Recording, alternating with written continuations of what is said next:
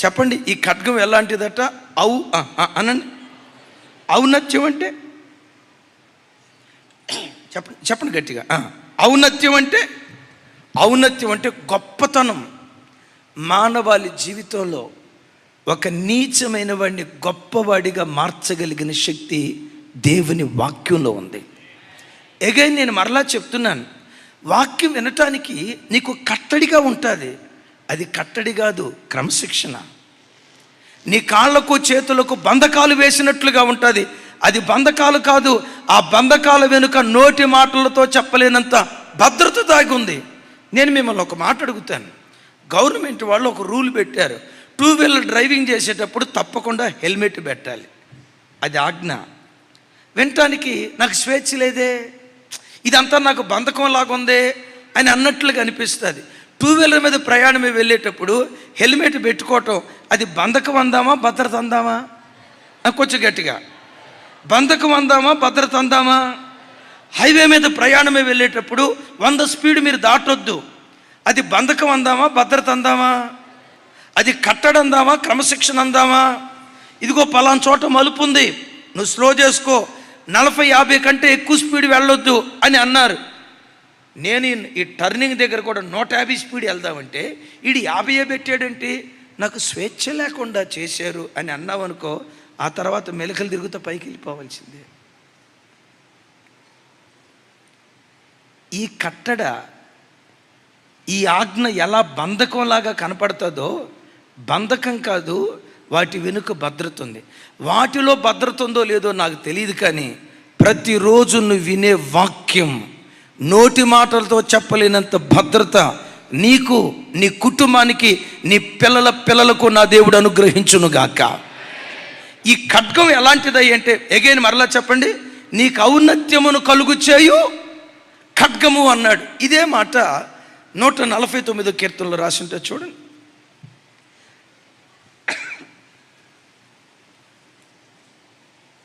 149 కీర్తన 7వ చరణం నుంచి 9వ చరణం వరకు నాతో కలిసి చెప్పండి. అన్ని జనులకు ప్రతిదండన చేయుటకును, ప్రజలను శిక్షించుటకును, గొలుసులతో వారి రాజులను, ఇనప సంకెళ్లతో వారి గనులను బంధించుటకును, విధింపబడిన తీర్పు వారి మీద నడుపుటకును, వారి చేతిలో 2 అంచులు కలిగిన ఖడ్గమున్నది. ఆయన భక్తులందరికీ ఘనత ఇదే. చివరిసారి చెప్పండి, ఆయన భక్తులందరికీ ఘనత ఇదే. భక్తులకు ఘనత ఇచ్చేదేది? వారి చేతిలో 2 అంచులు కలిగిన ఖడ్గమున్నది. భక్తులకు ఘనత ఇచ్చేది ఇదే. ఇది ఎన్ని అంచులు కలిగిన ఖడ్గం? 2 అంచులు కలిగిన ఖడ్గం పట్టుకున్న ఏ భక్తుడికైనా ఘనత ఇచ్చేది. అక్కడేం విన్నాం? ఔన్నత్యాన్ని కలుగు చేసేది. ఇక్కడేం విన్నాం? ఘనత అయినా ఔన్నత్యమైనా ఒకటే.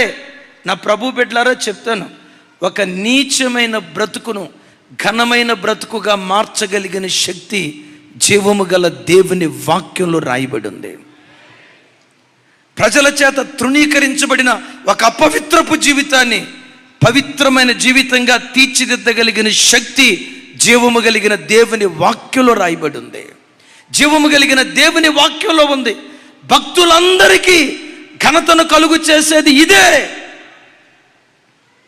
2వ ప్రపంచ యుద్ధ కాలంలో దక్షిణ కొరియా దేశం జపాన్ దేశస్తుల వల్ల బాగా చితికిపోయి కడు పేద దేశంగా మిగిలిపోతుంది.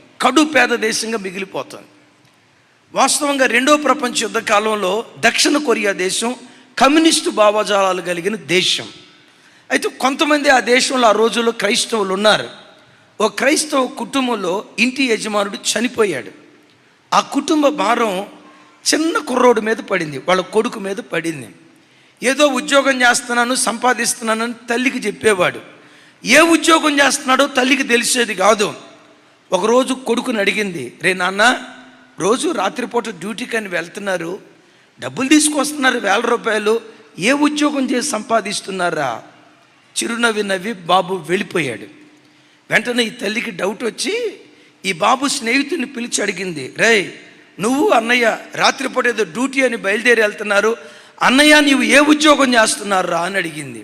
వాడు నవ్వుతున్నాడట, ఉద్యోగమా పాడా మమ్మీ, మేమిద్దరం రాత్రిపూట దొంగతనాలు చేస్తా ఉన్నాం, దొంగతనాలతో వచ్చిన డబ్బుతో మన కుటుంబాలను పోషిస్తున్నాం అని చెప్తే ఆ తల్లి అక్కడికక్కడే కుప్పలాగా కూలి బిడ్డ కాళ్ళ మీద పడి, కొడుకుని పిలిచి కొడుకు కాళ్ళ మీద పడి, రే నాన్న, నీతి లేని డబ్బుతో బిర్యానీ తిన్నా అది మనకు క్షేమం కాదు, నీతి లేని డబ్బుతో కోట్ల రూపాయలు పడగెత్తినా అది మనకు ఆశీర్వాదం కాదు, నీతియుక్తమైన డబ్బుతో కష్టార్జితంతో కారపు మెతుకులు తిన్నది మనకు ఆశీర్వాదం రా. దేవుని వాక్యం ఏమంటుంది? నీ పొరుగువానిలో దేనినైనా ఆశించవద్దు, నీ పొరుగువాని గాడిదనైనా, నీ పొరుగువాడి ఎద్దునైనా, నీ పొరుగువాడి వస్త్రాన్నైనా ఆశించవద్దు అన్నాడు.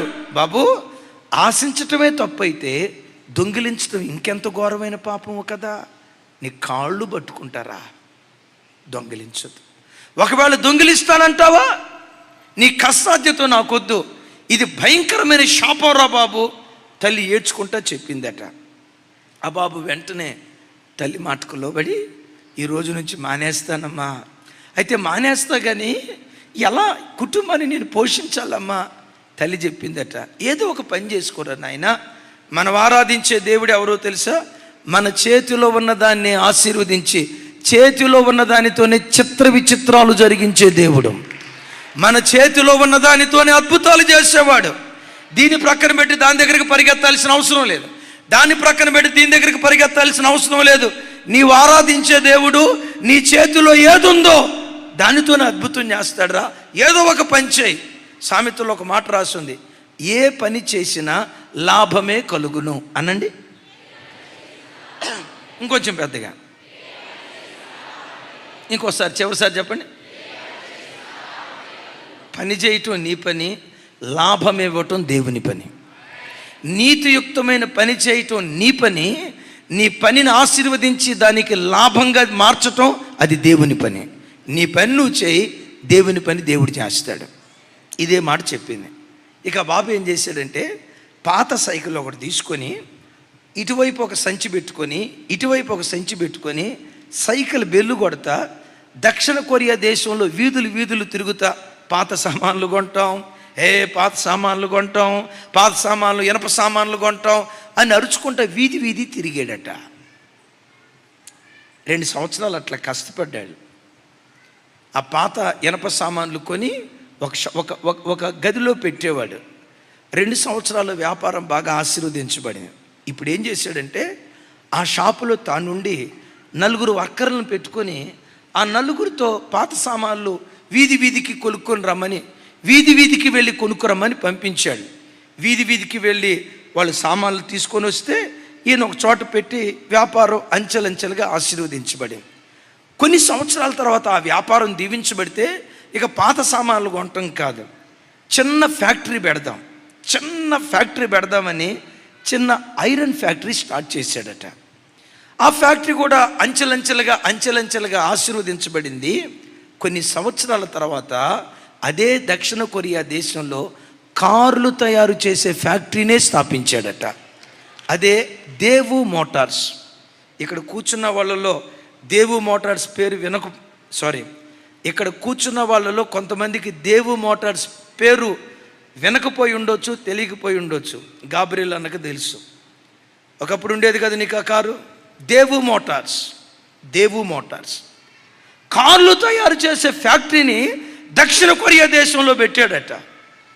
ఇలాంటి విలేకరులు వచ్చి, బాబు కిమ్, గడిచిన దినాల్లో నువ్వు దొంగతనం చేసేవాడివి కదా, ఒకప్పుడు దొంగతనం చేసిన నీవు ఈరోజు కార్లు తయారు చేసే ఫ్యాక్టరీని ఇంత ఔన్నత్యానికి, ఇంత ఘనతకు నువ్వు ఎలా రాగలిగావు? ఆయన తలంచి చెప్పిన మాట ఏంటో తెలుసా? ఔన్నత్యాన్ని కలుగు చేసే వాక్యపు ఖడ్గాన్ని పట్టుకున్నాను, భక్తులకు ఘనత కలుగు చేసే వాక్యపు ఖడ్గాన్ని పట్టుకున్నాను. ఈ వాక్యపు ఖడ్గమే దొంగగా బ్రతికిన నన్ను దొరగా మార్చేసింది. ఒకప్పుడు దొంగనే, ఈ దొంగను దొరగా మార్చిన శక్తి జీవము కలిగిన దేవుని వాక్యంలో ఉంది. క్రైస్తవ జనమా, చాలాసార్లు మన బ్రతుకు పాడైపోవటానికి, ఎంత గొప్ప దేవుడు మనకున్న, ఎంత శక్తివంతమైన వాక్యం మన చేతిలో ఉన్న మన బ్రతుకులు దారిద్ర్యత వైపు వెళ్ళటానికి కారణం ఏంటో తెలుసా? వాక్యాన్ని ప్రక్కన పెట్టి, వాక్యాన్ని ముందు పెట్టుకోకుండా, వాక్యానుసారంగా బ్రతకకుండా, వాక్యాన్ని నిర్లక్ష్యం చేయటాన్ని బట్టే గడిచిన కాలాల్లో ఏం జరిగినా ఈరోజు ఈ వాక్యం వింటున్న నీ బ్రతుకులో ప్రతి క్షణం వాక్యాన్ని పట్టుకొని బ్రతుకు. ఆ వాక్యమే నీకు ఔన్నత్యాన్ని కలుగు చేయునుగాక, ఆ వాక్యమే నీకు ఘనతను కలుగు చేయునుగాక.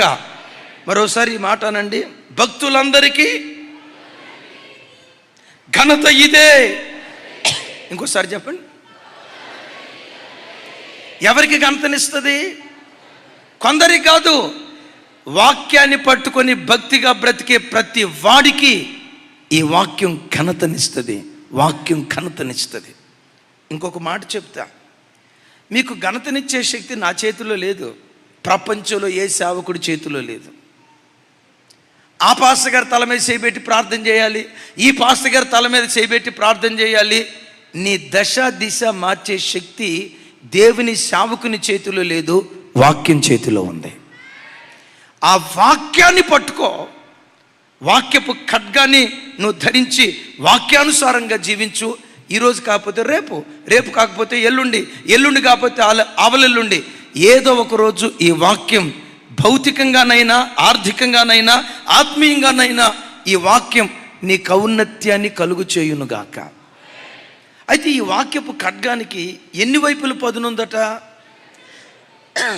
ఎన్ని అంచులు ఉన్నాయట? చాలామంది జీవితాల్లో వాక్యం ఉంటుంది, కానీ ఆ వాక్యాన్ని దేనికి వాడతారో తెలుసా? ఎదుటోని సరిచేయటానికి వాడతారు, కానీ తన్ను సరి చేసుకోవటానికి వాడుకోరు. ఏ క్రైస్తవుడైనా తన చేతిలో ఉన్న వాక్యం రెండంచులు కలిగిన ఖడ్గంగా కలిగి మొదట తన్ను సరి చేసుకోవాలి. తన్ను సరి చేసుకున్న తర్వాత ఎదుటివాడిని సరిచేస్తే అగైన్ ఈ వాక్యం మనకు ఔన్నత్యాన్ని కలుగు చేస్తుంది. కుటుంబాల్లో ఎక్కువగా జరిగేది ఏంటో తెలుసా?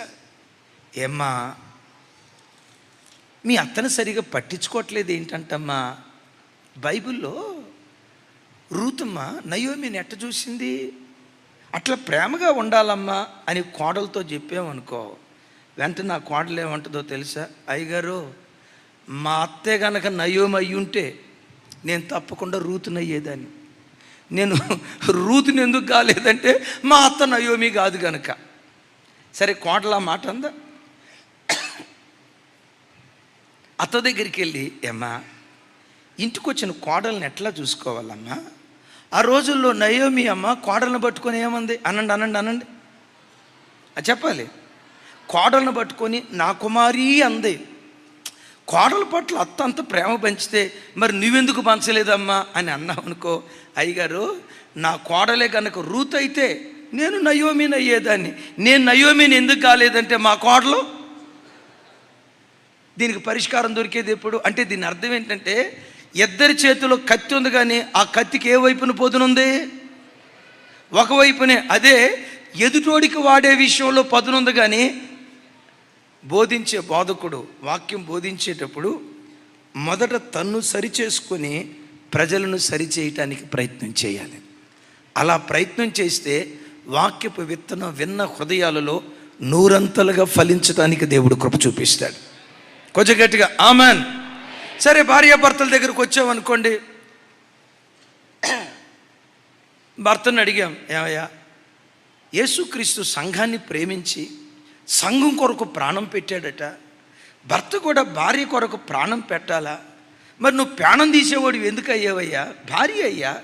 క్రీస్తు సంఘం కొరకు ప్రాణం పెట్టినట్లుగా మనం భార్యల కొరకు ప్రాణం పెట్టాలయ్యా అని భర్తకు చెప్పామనుకోండి, ఆయన ఏమంటాడు తెలుసా? అయ్యగారు, ఆ వాక్యానికి పైన ఏమని రాస్తుంది? అటువలే స్త్రీలారా మీ స్వపురుషులకు లోబడి ఉండుడి, ప్రభువునకు వలె అన్ని విషయాలలో భర్తకు లోబడి ఉండండి. భయపడనని రాసి ఉందా? భర్తకి లోబడి ఉండని రాసి ఉందా? నేను నా భార్యని ఎందుకు ప్రేమించలేకపోతున్నానంటే, నా భార్య భయపడేది కాదు, భయం పుట్టించేది. నా భార్య లోబడేది కాదు, నన్ను వణికించేది, అందుకని నేను ప్రేమించలేకపోతున్నా. ఇప్పుడు భార్య దగ్గరికి వెళ్ళి అడిగామనుకోండి, అమ్మా ప్రభు ఏమన్నాడమ్మా, ప్రభువునకు వలె స్వపురుషులకు లోబడి ఉండుడి, భర్తలకు భయపడండి అని బైబిల్లో రాస్తుంది. నువ్వు లోపడవచ్చు కదమ్మా అని అన్నావు అనుకోండి, అయ్యగారు భర్తలకు ఏం చెప్పాడు చెప్పండి? భర్తలారా మీ భార్యలను ప్రేమించండి, యేసుక్రీస్తు సంఘం కొరకు ప్రాణం పెట్టినట్లుగా మీ భార్యల కొరకు ప్రాణం పెట్టండి అని బైబిల్లో రాసి ఉంటే, మా ఆయన నాకు ప్రాణం, నా వైపు చూడాల, అందరు నా వైపు చూడాల. మా ఆయన నా కొరకు ప్రాణం పెట్టకపోయినా పర్వాలా, నా ప్రాణం తీయకుండా ఉంటే సాలయ్య గారు. నేనెందుకు భర్తకు భయపట్లా, నేనెందుకు లోపట్లా? ఆయన ప్రేమించట్లేదు కాబట్టి. నువ్వెందుకు ప్రేమించట్లా? నాకు భయపట్టలేదు కాబట్టి. అంటే ఇద్దరి చేతిలో కత్తి ఉంది, కానీ ఆ కత్తికి క్రైస్తవుడి చేతిలో రెండంచులు కలిగిన ఖడ్గం ఉండాలి. నీ భర్తను సరిచేసే ముందు నిన్ను నువ్వు సరిచేసుకోవాలి, నీ భార్యను సరిచేసే ముందు నిన్ను నువ్వు సరిచేసుకోవాలి. ఒక సేవకుడు విశ్వాసులను సరిచేసే ముందు తన్ను తాను సరిచేసుకోవాలి. సరిచేసుకోకుండా ఒకవైపే అంచు ఖడ్గానికి ఒకవైపే పదునుంటే ఏం జరిగిద్దో చెప్తా. వారిద్దరూ ఒకే సంఘానికి వచ్చేవాళ్ళట. మన భాషలో చెప్పాలంటే చిన్నప్పటి నుంచి థిక్, ఏదో అనండి, థిక్ థిన్ క్లోజెస్ట్ ఫ్రెండ్స్ అట. ఒకే మంచంలో ఒకే కంచంలో తింటారు, చిన్నప్పటి నుంచి అంత ఫ్రెండ్స్ అట. ఎప్పుడు వెళ్ళినట్లుగానే పొలం పనికి వెళ్ళారు. మధ్యాహ్నం ఎప్పుడు కలిసి భోజనం చేసేవాళ్ళు. ఈ మొదటోడు ఉన్నాడు చూసారా, వీడికంటే ముందే చేయగడుక్కొని ఎప్పుడు ఈ చెట్టు కింద ఇద్దరు భోజనం చేసేవాళ్ళు. వీడు రాతివేత అంత దూరం వెళ్ళి అక్కడికి వెళ్ళి అడిదిరిగి కండవ కప్పుకొని భోజనం చేస్తున్నాడంట. అరే ఎప్పుడు కలిసి నాతో భోజనం చేసేవాడు, ఈ చెట్టు కిందే భోజనం చేసాడు, కానీ ఈరోజు ఏంటి రాతివేత అంత దూరం వెళ్ళి అక్కడికి వెళ్ళి భోజనం చేస్తున్నాడు ఏంటి అని చెప్పి, ఏమోలే మనకెందుకులే అని తాను తీసుకొచ్చిన కారపు మెతుకులు తీసుకొచ్చి ఈ చెట్టు కింద కూర్చొని ఆ కారపు మెతుకులు బాక్స్ ఓపెన్ చేసి తిందాం అనుకునే లోపు అటువైపు నుంచి ప్యారడైజ్ బిర్యానీ వాసన వస్తుందంట.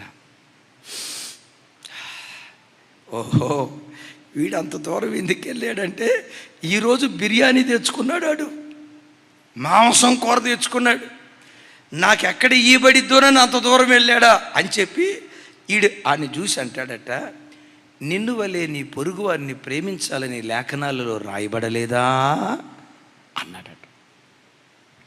ఆరు తక్కువ తిన్నాడా? ఆడేమన్నాడు తెలుసా, నీ పొరుగువాని దానిలో దేనిని ఆశించవద్దని లేఖనాలలో రాయబడలేదా?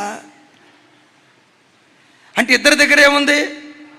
పెద్దగా చెప్పాలి, ఇద్దరి దగ్గర కత్తి ఉంది, కానీ ఆ కత్తికి మనం ఓడిపోవటానికి కారణం ఏంటో తెలుసా? అందరి దగ్గర కత్తి ఉంటుంది, ఎదుటోని సరి చేయటానికి ఉంటుంది, కానీ తన్ను తాను సరి చేసుకోవటానికి ఒక వ్యక్తి వాడుకోడు.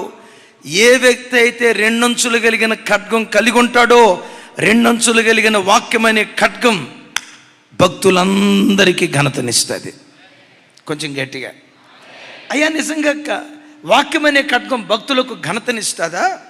ఎదుటివాడు ఎలా ఉన్నాడా? None of our business. నేను వాక్యానుసారంగా బ్రతుకుతున్నానా లేదా, ఇది నువ్వు ఆలోచించాల్సింది. నేను ఒక మాట అంట, గొలియాతును చంపిన దావీదు, సింహాన్ని మేకపిల్లను చీల్చినట్లుగా చీల్చిన దావీదు సౌలును చంపగలడా లేదా? ఏమంత సైలెంట్గా చెప్తున్నారమ్మా? సౌలును చంపగలడా లేదా? 21 సార్లు దావీదు మీద సౌలు అత్యాయత్నం చేసిన దావీదు సౌలును చంపలేదు. ఎందుకు చంపలేదు? లేఖనాల్లో ఒక మాట రాస్తుంది, యెహోవా చేత అభిషేకించబడిన వాడిని ఒకసారి నా వైపు చూడండి, ముట్టటమే పాపం అయితే చంపటం. ఒకసారి మీరు ఆలోచించండి, ముట్టటమే పాపం అయితే చంపటం. ఆ వాక్యం దావీదు గుర్తుండి యెహోవా చేత అభిషేకించబడిన వాడిని ముట్టకూడదు అని వాక్యం ఉంది, కాబట్టి నేను ముట్టకూడదు అని గమనించండి. తనను తాను సరి చేసుకున్నాడు. ఒకవేళ దావీదు స్థానంలో గనక ఇంకొకళ్ళు ఉంటే వేసేసేవాడు సౌలుని. ఎందుకు వేసేసేవారా? యెహోవా చేత అభిషేకించబడిన వాడిని ముట్టకూడదని వాక్యంలో రాసింది కదా అని అంటే, దావీదు స్థానంలో ఇంకొక వ్యక్తి ఏమనేవాడు తెలుసా? మరి యెహోవా చేత అభిషేకించబడినవాడు ఎట్టుండాలో నాకు చెప్పరా? ఎట్టుంటాడా? నన్ను చెప్పడానికి పరిగెత్తుతాడా? ఇంకొక మాట చెప్పాలంటే, నేను కూడా సమూయేలు ప్రవక్త ద్వారా అభిషేకించబడినవాడిని. మీకు అర్థమైంది నా మాట?